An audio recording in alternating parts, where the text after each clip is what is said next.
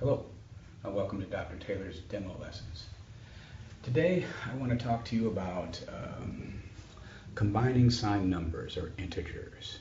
I don't want to say adding, I don't want to say subtracting, I want to say combining integer values. And let's take a look at some integers.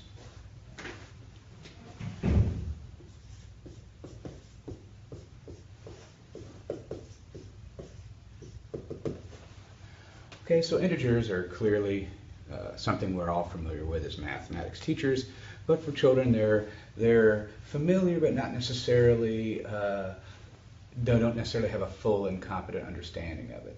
So when I'm trying to teach students about combining signed numbers and how to add and subtract integers, I'm going to really kind of give them an understanding of what the negative sign means, and I'm going to tie it to reality as much as possible. So what I'm going to do in this lesson is I'm going to kind of be a tutorial of how I would give the lesson. It's kind of a demo. I'll break in and out of the lesson modeling, and there'll be captions that will give you some understandings and things to think about as you watch the video. I hope you enjoy it. Okay, so, hey students, Dr. Taylor today wants to talk to you about how we combine numbers like these. Anybody remember what those numbers are called? Right. Signed numbers, absolutely. There's a special word for it. Starts with an I. No, I-N. Right. Integers, okay? So we're going to look at how we combine integers. But first we want to talk about how we even locate those numerical values in a way that makes sense to us. And to do that, we're going to talk about something I think you're all probably familiar with or have seen. And if you haven't, well, here's your introduction, the number line. Okay? There's a lot of ways you can use a number line. And those of you who've had a good and full elementary experience, you know that the numbers that can start anywhere. I can start at 200 and go to 500. Depends on the numbers I'm working with. I'm going to work with these integer values that are all small single-digit numbers to keep the lesson simple, but realize it could go in a lot of ways. But the reason I want to stay small is I want to stay around 0, because positive and negative are around 0 as they're defined. Okay? So if this is 0, who can tell me which side of the number line is positive? Right. Okay, so give me one finger for the left. Wait a second. Hold up your left hand if you think it's on the left. Hold up your right hand if you think it's on the right. On 3. 1, 2. Not yet. On 3. 1, 2, 3. Excellent. Okay, so I see there's a little bit of discrepancy, but most of you held up your right hand. And that's because the positive value is on the right. Okay? So where would the negative value be then? Okay? On the left? Okay. All right. All right, so with that in mind, I want to ask you a question. I want to ask you something about those values. So describe to me. In fact, why don't you take 30 seconds in your small table group and talk about how you would contrast positive and negative. How would you write some words that might contrast, okay? So you do that at your table. Okay, and now I would give them this time, and I would bring them back. I would walk around, and I would look at what they're doing and ask them questions about their logic. And it might take longer than 30 seconds, but I have the clock up there on the smart board going for 30 seconds to give them a sense of urgency. All right, so as I walked around, I wonder if you can share out, and some of you had a few interesting things, but I want to say, what is this comparison? And a lot of people, they couldn't draw that comparison directly, but someone said, well, I know because we talked about it, that the positive sign was on the right. And so I'm just going to go ahead and write the word right under the positive sign to show you what kind of they had on their paper. And they said that the negative sign, of course, was on the left. Okay? So now I'm going to try to pull out of you all that thing. It was hard maybe to write a statement that compared or contrasted, and contrasting is what we really want to do, right? Comparing is how things are alike, very good, and contrasting then is how they are different. So with that in mind, I ask you to compare, or in this case, contrast left and right. Can you make a statement about that? Left and right. Some way that shows their contrast. Makes me understand them with respect to one another. That's what a contrast and comparison does. Okay, let me give you a hint. Left is blank. Right. Excellent, excellent. The opposite of. Very, very good. Left is the opposite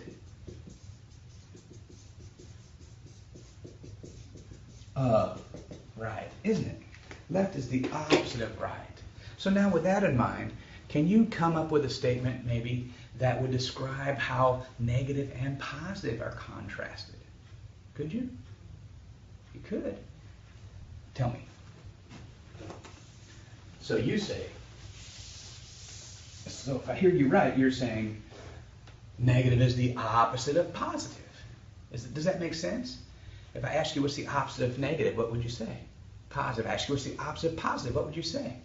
Negative. So we get that, right? We understand that. What we need to do is not think of this as a minus and a negative all the time, but think of it as the opposite of whatever it's in front of. Because that's what it means, the opposite of.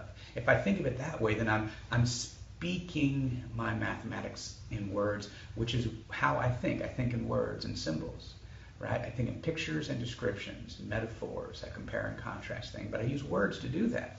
So we're going to use our words. We're going to say that negative is the opposite of positive. So let me put up a problem.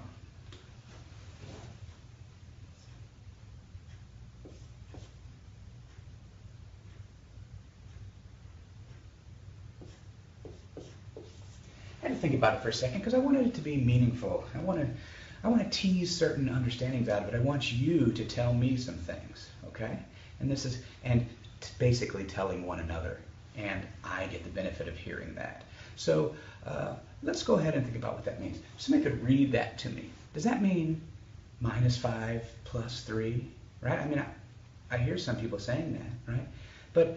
But minus is probably not the way. If I just saw it and I say, what would that be? You could say it's a -5, but really the proper term is it's a, what's it? A -5. So this is a -5, and this is a +3. What if I covered that up? What kind of 3 would that be then? Oh, it would still be positive. So if I don't see a negative sign, I assume the number is what? Positive. Very, very good. All right. So let's think about each of those numbers independently. Let's think about them one at a time. So let's think about the +3. Could I think about the -5? Sure. It doesn't really matter. You want to think about the -5 first because it's on the left? That's okay. Let's do that if it makes you feel comfortable. So I'm going to ask you a question. Where does -5 live on this number line? Right? And so I hear some of you saying it's on the left. How far? How far to the left? Well, what are we missing on this line that would help us to... Right. We're missing ticks. Ticks are little marks to help us know what each step we take is worth. Where do we always start walking from when I'm thinking about my number line? I start at the beginning, the origin. That's the word we use for it, and that's in the middle. That's where the number is. Well, you know what? I'm not going to say that yet, but what number lives there? 0, and we're going to talk about why 0 is special a little bit later. So, if I want to go which way? Negative, or to the what? To the left. How many steps? 5 steps. I'm going to need how many ticks? Right, 5 ticks. So let's put those in. 1, 2, 3, 4, 5. Well, if I go 5 ticks to the left, could I not go 5 ticks to the right? Yeah. Can I not go either left or right if I wanted to? Sure. So let's go ahead and put those ticks there, and then our number line will kind of be ready for whatever we want to do. So 1, 2, 3, 4, 5. Okay? So is that cool? We ready? Well, what do you mean? I'm missing something. What am I missing? Oh, why do I need that? Oh, I need that to tell me which direction I walked from where? Where did I walk? I walked from 0 to the left. But that 5 is what kind of 5? Oh, it's positive. That should tell me to go which direction? To the right. What's the opposite of right? Left. What's the opposite of positive? Negative. That's right. That's right. Okay, now our number line's squared away. Thank you. Thank you very much. So let's look at it. Let's go ahead and do what it says. It says to go to the left 5 steps. Yes? 1, 2, 3, 4, 5. That's 5 steps. Yeah. Okay. Now this is a symbolic, okay, breaking out of the lesson for a second. This is a symbolic, a representational way of doing it. You might need to go down to an even lower level. You might do some manipulatives, and I'll draw some manipulatives up here in a second, and we'll use those to reinforce the number line. I might have, and probably would have, started with the manipulatives first, okay? But that's all right. We'll build the understanding with the manipulatives, and then we'll do some more and compare them in both methodologies. Now, I don't have any manipulatives that I can show in front of you, so I have to draw them on the board, but I could have them working on the desk, you know, and I could have some of them come up and draw on the board what they did. And what you'll find is those colored squares, yeah, they really work well for this. Okay? Okay, so let's take and look at something kind of concrete. How many negatives did I? So what's this place worth? What's that? Right, it's worth -1. So how many steps did I take? I took 1. Now, when I go to here, how many steps did I take? Oh, yeah, I took 2, but 2 from where? 2 from 0. What if I went from here to there? How many steps is that? Right. I think I'm in agreement. Do we have an agreement? Looks like we have consensus in the room that that's 1 step. Well, what about from here to there? 1 step again, and again, and again. And what's 1 plus 1 plus 1 plus 1 plus 1? What is that? Right? Write that down, right? It's 5, right? Okay. So now let's take a look at how I might do this if I had a manipulative. What if I had some green squares, since I used a green arrow? And I'm going to say these green squares each represent a value of 1.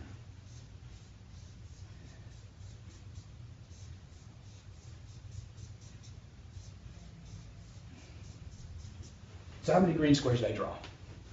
And again, these would be colored squares, or red and blue squares, or whatever they are.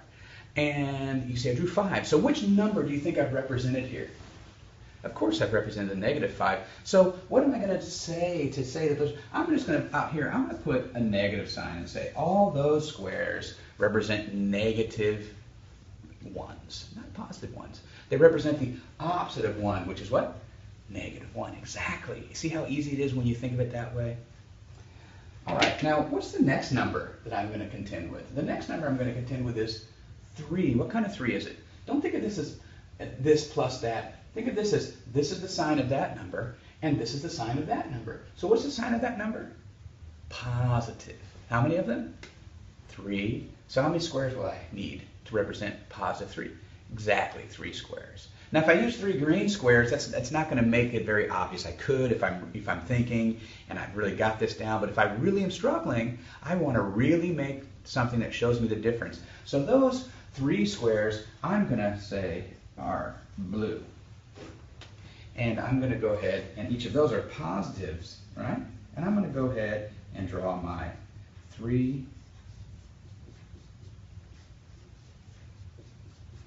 positive squares. Yes? And they would represent 3 single steps in the positive direction, which is to the right. Okay? So now that I've done that, right, I can see something, all right? And what I can see is if this is worth a 1, all of these are worth 1s, right? So 1 plus 1 plus 1 plus 1 plus 1 equals -5, right? And all of these are also equal to a 1, right? But what kind of 1 are they? Positive, right? So let me go ahead and, on these ones, put a negative sign on them just to remind myself that those are negative and the others are positive, okay? So this shows me something. What's 1 plus 1 plus 1? It's positive 3. That's what it is. So that's what I have in each one. Now, I want to ask you a question, okay?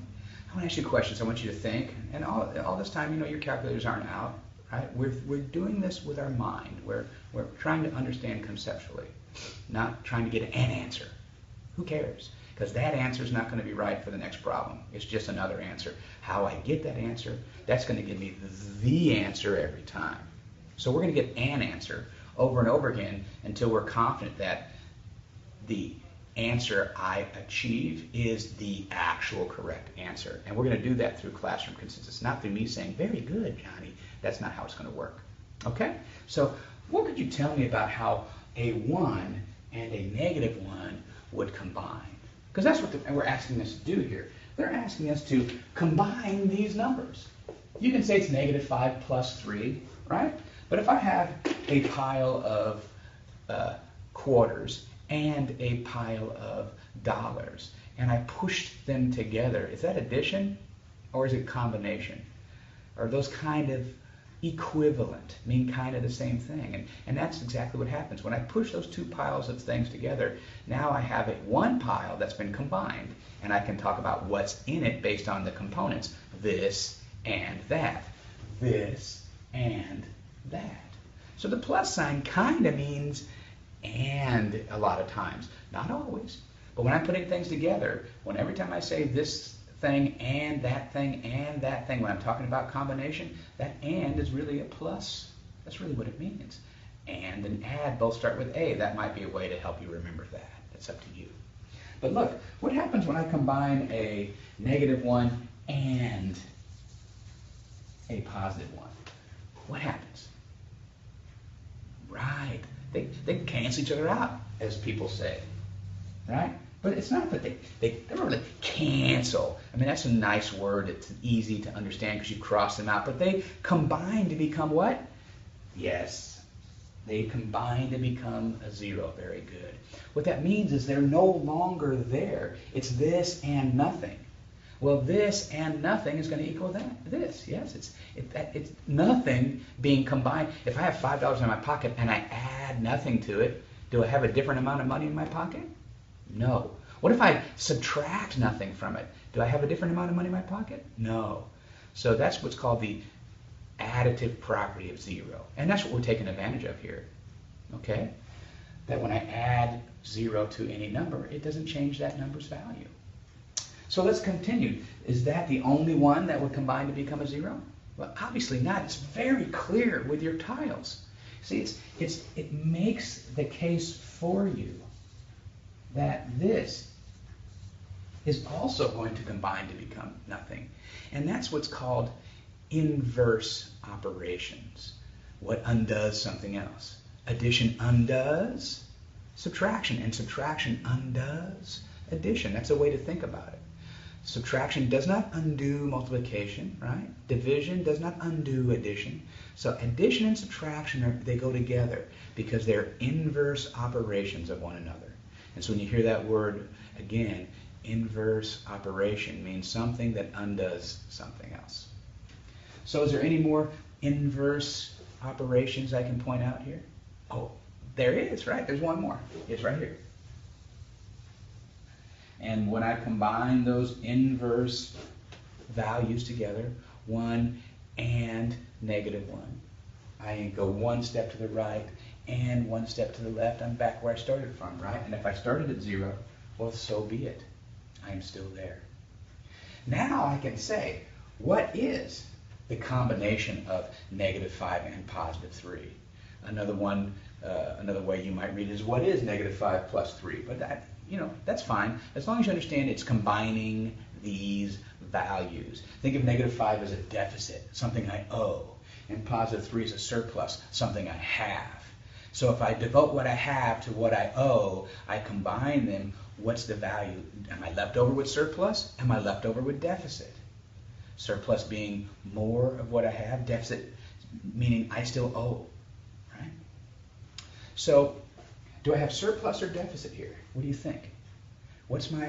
How many squares do I have left that have not been canceled out by other squares? Very good. I have 2 of them, don't I? But what kind of squares are they?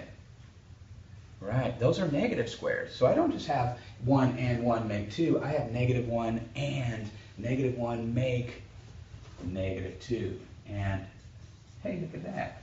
That kind of looks like the answer to that problem, doesn't it? Well, let's come back here. Now, we walked -5, yes? And then what if we walked +3? Would we walk from 0? No. No, why would we?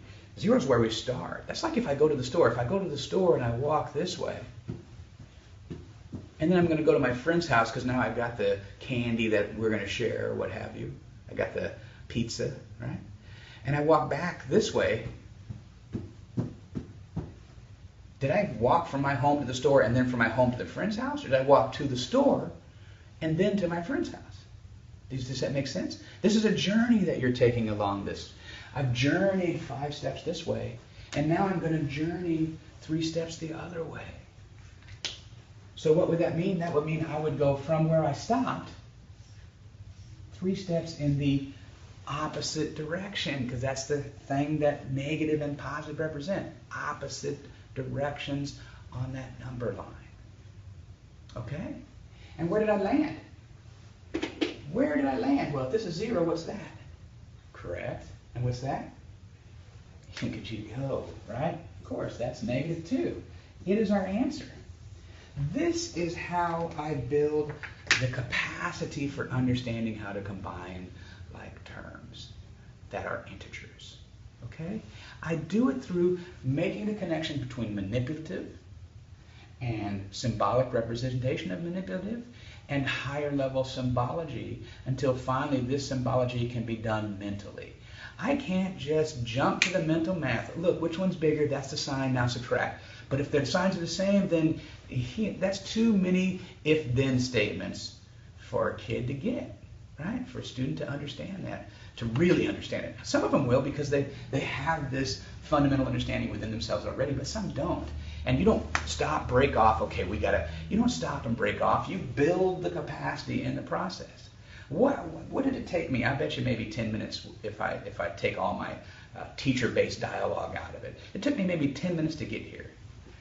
Right? That could be me doing a do-now with them as a discourse, right?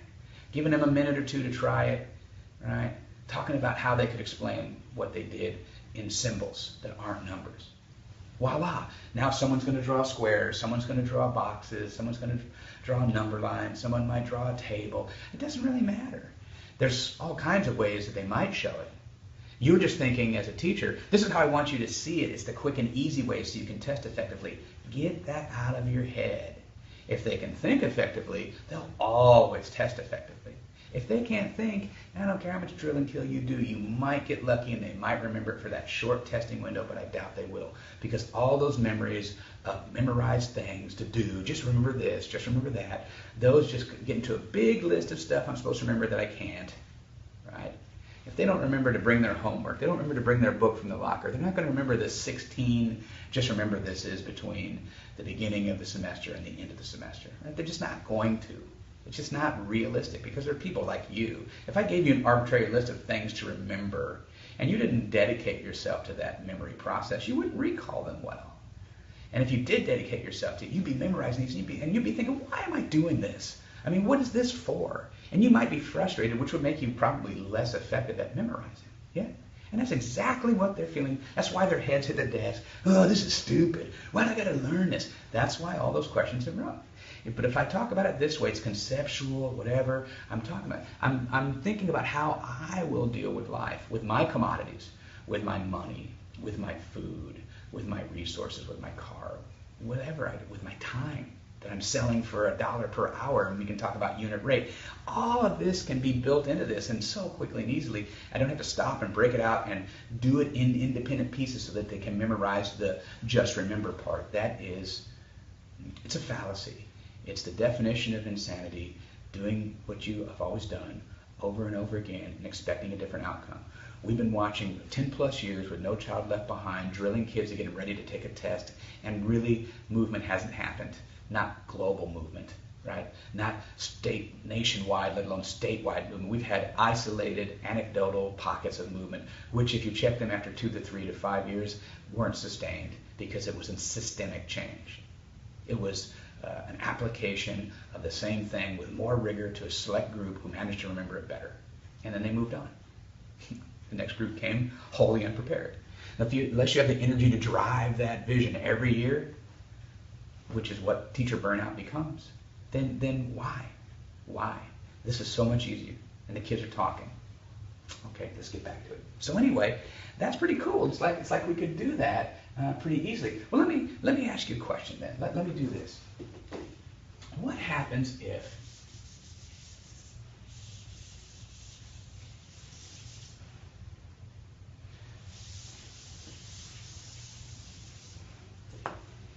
I asked you to do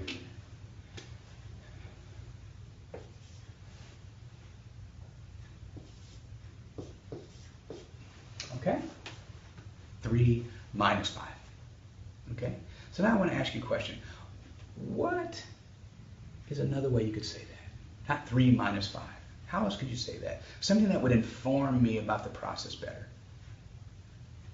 And now here's the part where I would be taking notions from the class and asking them for agreement and saying, could you say that another way, or could you repeat that statement? Why do you think that's right? Why do you think that's wrong? How would you change it? And we'd come to a consensus, and that consensus would hopefully be positive 3 and negative 5. So, right, that's a positive 3, right? Because is there a sign in front? No. If it helped you, could you write the plus sign in front, saying, oh, if I just to remind myself, yeah. Now, if you're a teacher, don't squelch that. It's what they need. Don't push them to be symbolic before they have a concrete understanding. They'll get symbolic because they'll get tired of writing the plus they don't need, and the general laziness of human nature will take care of that plus sign going away. Let it happen. It's like potty training. You're trying to train them, but if you try to force them to do it too soon, there's all kinds of adulthood problems that's based on that. But if you let the natural process that you reinforce happen, they will discover the value of the toilet, to not wear the poopy diaper. All that will happen, and they will decide to be a big boy or a big girl. Well, you're going to let them decide when they don't need that plus sign anymore. No, don't ramrod them into a position they're not ready for. Let them digest the lesson. Okay? So here they are. Where do I start everyone from? Very good, very good. Exactly. We're all in agreement? Okay. So I'm going to start from 0. And where am I going to go from 0? What's first? If we read left to right, does it matter? We read the last one left to right. Could I read it right to left? Well, we'll test that. So let's go left to right. What's the first statement? We'll do this one in red. This is left to right. Okay? So what's that first statement? Positive. Through which direction is positive? Right? Is it to the left? Oh, it's to the right. Where am I walking from? Oh, yeah, that's right. How many steps? Oh, okay. So I'm really, that number, it's representing a distance, right? Basically. It's representing a distance that I've walked. Kind of like walking 5 miles to the store, or 3 miles to the store, or whatever. Right? So by going there, I am no longer at what? I'm no longer located where on the number line? Right, I'm no longer home, right? I've walked somewhere. And that's the first part of my journey. If I had a bullet list of 2 things to do, now I need to do the second part. What's the second part? It's 5. It's good. It is a 5 because I can see it's a 5. But what? Yes. It's a negative 5. What does that mean? Does that mean to the right again? I'm going to go 5 more to the right. No? Why not? Oh, because I'm going to the left, and left is the what of right? It's the opposite of right. Yeah. And negative means what? The opposite of positive. Excellent. See, excellent. Now I really feel like you're understanding this. Well, let's take it. What's that going to do for us? We're going to go 1, 2, 3. Oh no, what do? I keep going. I don't care. I go where it tells me to go. This was the positive 3, and this was the negative 5. And where did I land? Holy cow. I landed at negative 2 again. Huh. So did the order I put those numbers in matter after all? It didn't, did it? And that's something that we might explore some more and see. Well, let's explore left and right, because we said left and right wouldn't matter as long as I went left when I was supposed to go left, I should say, and went right when I was supposed to go right. So let's try it. Let's read it backwards. What kind of 5 is this? And if I'm starting from home, Which direction would I be walking? Very good. I'm going to do this in green. Now, where's home again? Where do I start every process on the number line? Right, at 0. Now, I might have to think about where I end up at, right? But I'm always getting there from 0 to that spot. And so I'm going from 0 to -5. So that's to the left. 1, 2, 3, 4, 5. -5. Yes? And now that I've done that, that's, again, the bullet point. I'm going this way. I've done -5. What do I have to do now? Which direction is that? I seem to have a consensus that that's to the right. From where? From here? Okay, I've got some... Why? Right, I've already walked. I'm not at home anymore. And now what? Now I'm going to go the other way. How many steps? Okay, let's see what that leads us. 1, 2, 3. Holy cow! Did that take us to -2 as well? Does it matter then what order I combine my assigned numbers in? It really doesn't, does it? It doesn't seem to. I'm going to give you some more to do, and I challenge you when you do them to try them both ways and see if it makes a difference. So what we're saying is, this is the same thing as this, right? And again, that's positive, isn't it? Does that make sense? So you can see the algebraic properties I'm reinforcing here. These algebraic properties, which would come, they'll be common sense later. When you talk about them in algebra, they'll be like, well, of course. They add up to 0, they're additive inverse. So of course. I can do them either way. It's associative or it's commutative. Oh, of course. I can group them any way I want. Associative. I can go back and forth. It's commutative. The notion is these properties will be like, why did they even name those? They're so common sense. But they're not common sense. As you know from struggling with students who come woefully prepared, these students will come prepared for that algebra because they're thinking algebraically when they use their arithmetic. And you always are. We just stopped reinforcing it. We started just going right to the algorithm for expediency. All they got to really know is this. Well, they don't even need that. We got a calculator. All they got to know is how to punch it in a calculator. Oh, now they got a phone. Come on. None of those things think for them. They've got to understand so that the tool can do the mundane and their brain can do the high-level thinking to get the soft skills necessary to be a functional part of society, let alone employable, right? Okay. So I have a question for you students now. Can I erase this? Has everybody got this on their paper? Okay.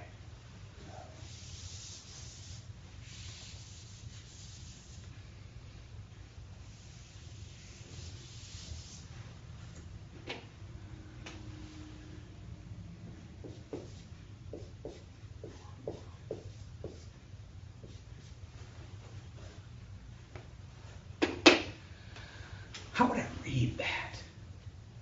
How would I read that? Okay, what do you think?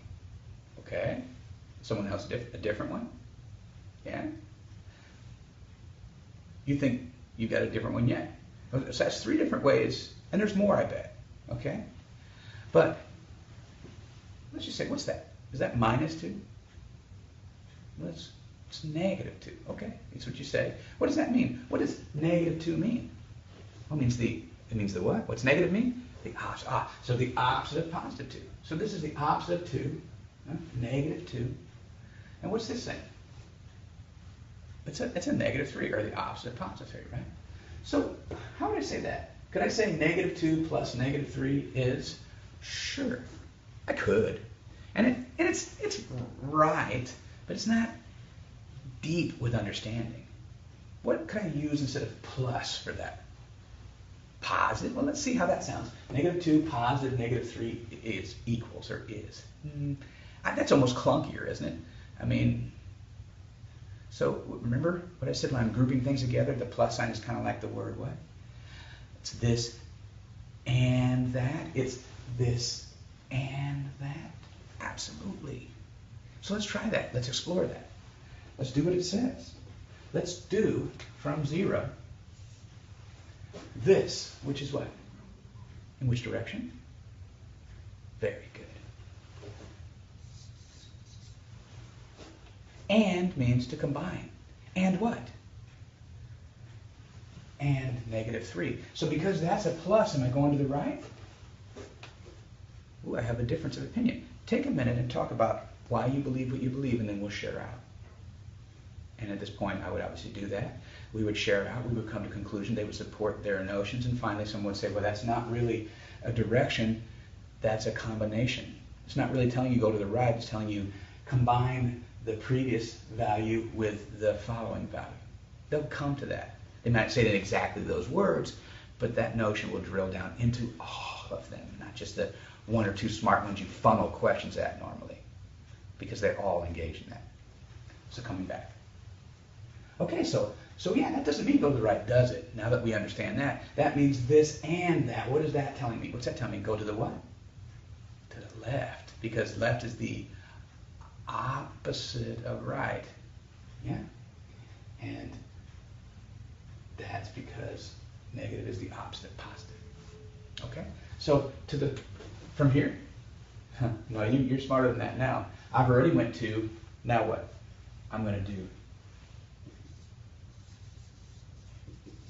negative 3 more. Okay? Now, I think you can see what the answer is, but if I had colored squares, and I had 2 of them, and I combined with them,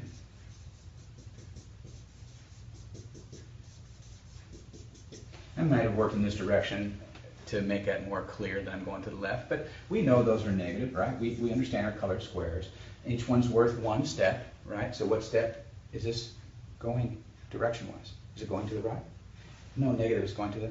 So this is negative 1, and negative 1, and negative 1, and negative 1, and negative 1.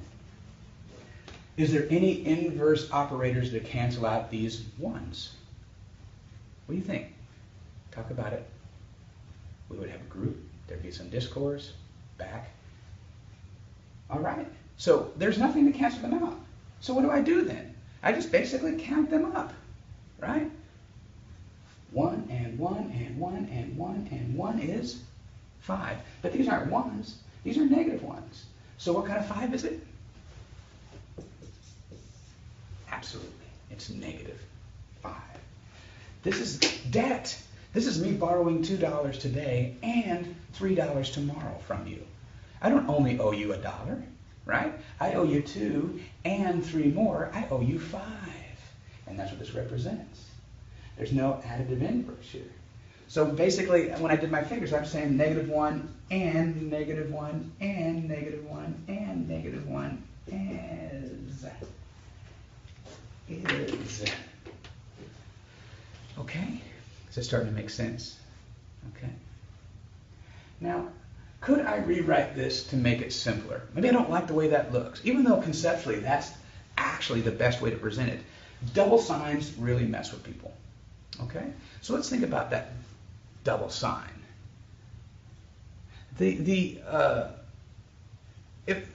What could I do to rectify this double sign? Now, some people are going to jump to that multiplication. Oh, a positive times negative is that, negative times negative is that. Yeah, maybe they remember that. Maybe they don't. I'm not even talking about multiplication yet, though, am I? But can you see how this is going to feed the multiplication understanding? Because that's really what this is. This is really a positive 1 times a negative 3. It is multiplication when I show double signs.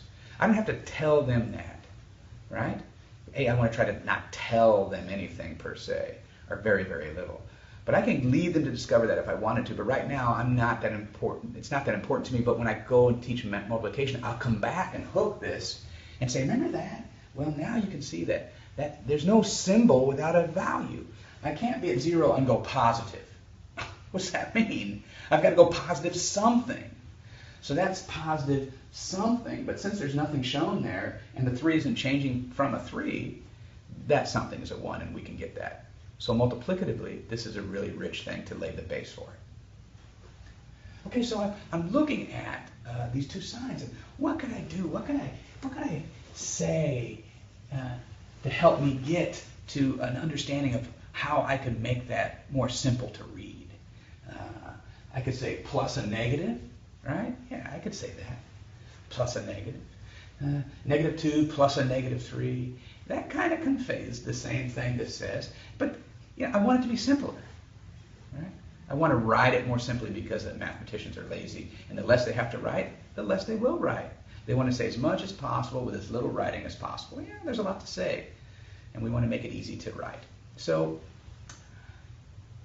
what did that negative mean again in words? I'm trying to remember. Do you remember? The opposite of, right. So let's read that. Now, I just showed you that I could read right to left or left to right in mathematics when I'm adding and subtracting, when I'm combining, right? So let's read this. What does this mean? The opposite of what? Positive is, see how easy that is to answer? No one gets this wrong. The opposite of positive, let me write the word out, positive is negative. Of course, it's negative. So how can I rewrite this? Does this change?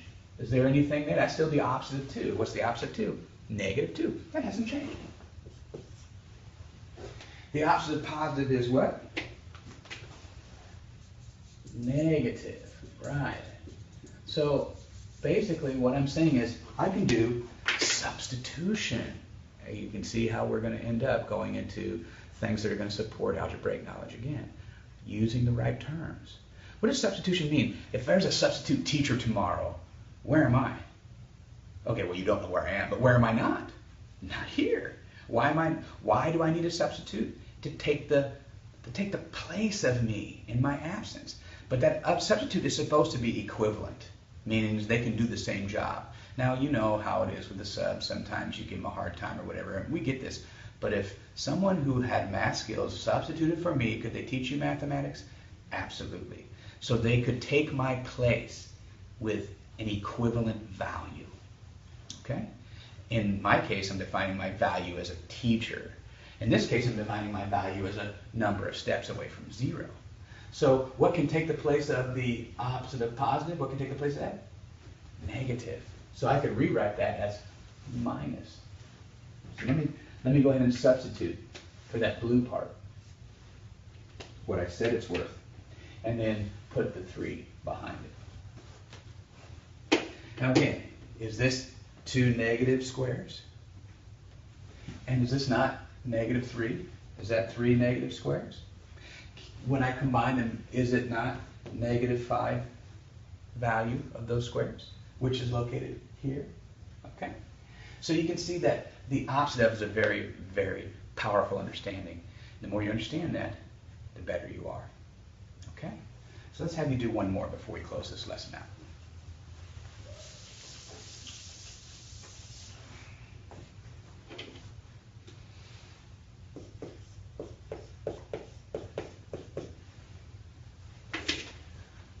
Look at all those negatives. Holy cow. What is that? That's scary. Not to you anymore, though, is it? It's not scary at all. Right? Because what does negative mean? The opposite of. So this is the opposite of 3. Right? This is the opposite of what? 5. Well, this is the opposite of that. Right? So what's the opposite of negative? Isn't that so? I mean, can you see how easy that is to answer? The opposite of negative is, of course, it's positive. Let's get rid of that. So let's think about this. The opposite of 3 means walk to the left, right? So I'm walking to the left.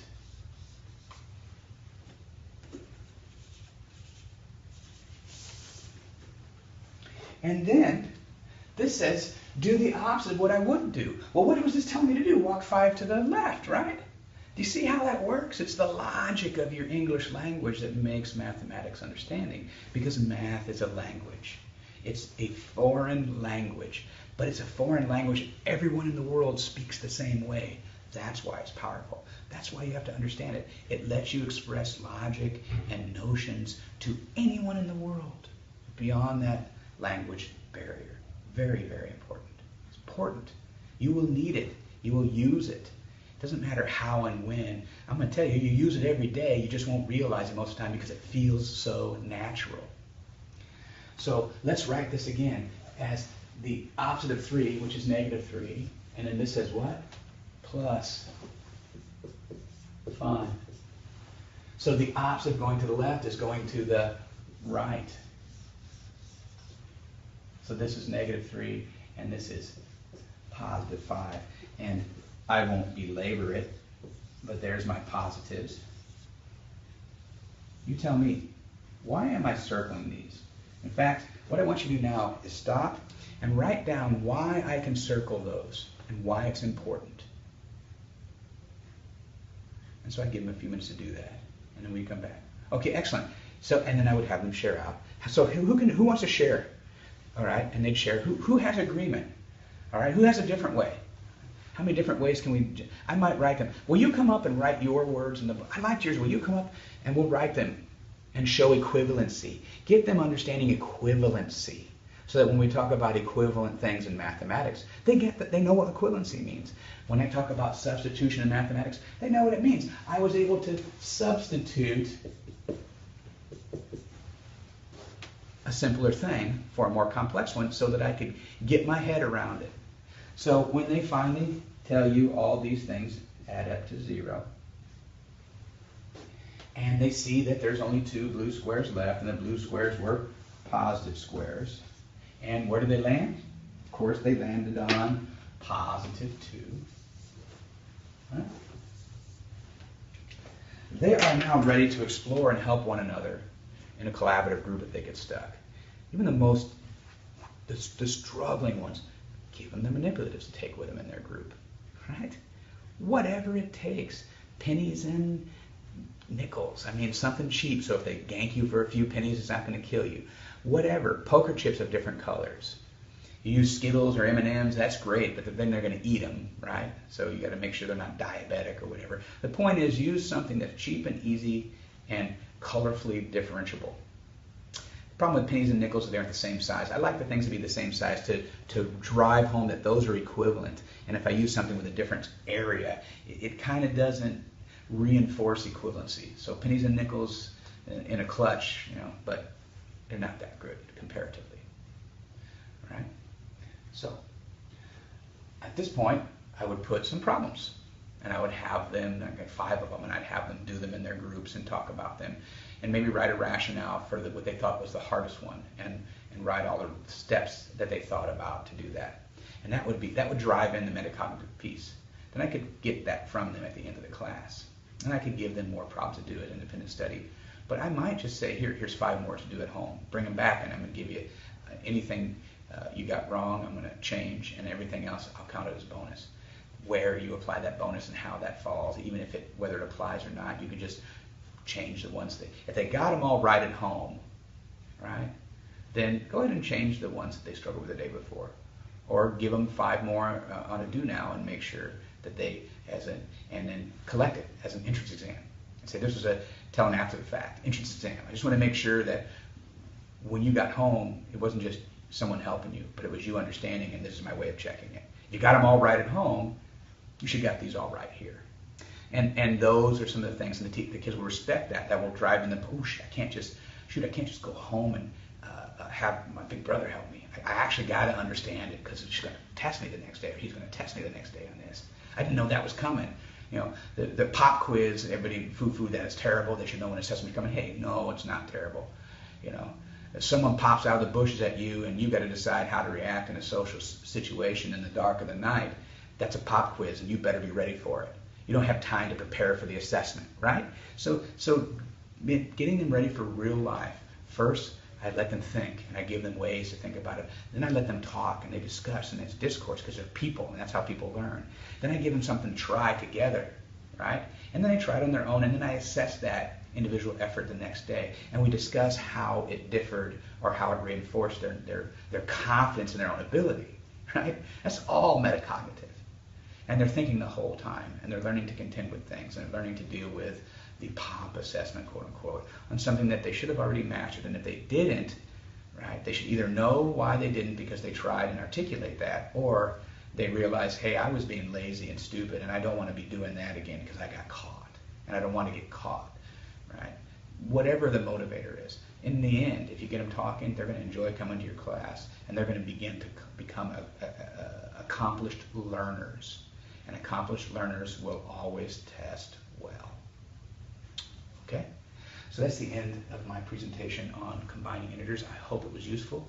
I hope it steers you to greater student success, because that's the marker of your success. Not better test scores, better student understanding, their ability to explain their reasoning, why they do what they did with rationale that makes sense.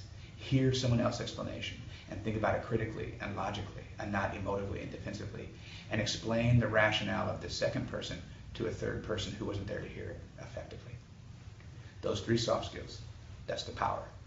That's what makes you a successful teacher. Students walking out with those in place. If they have those in place, the math will take care of itself.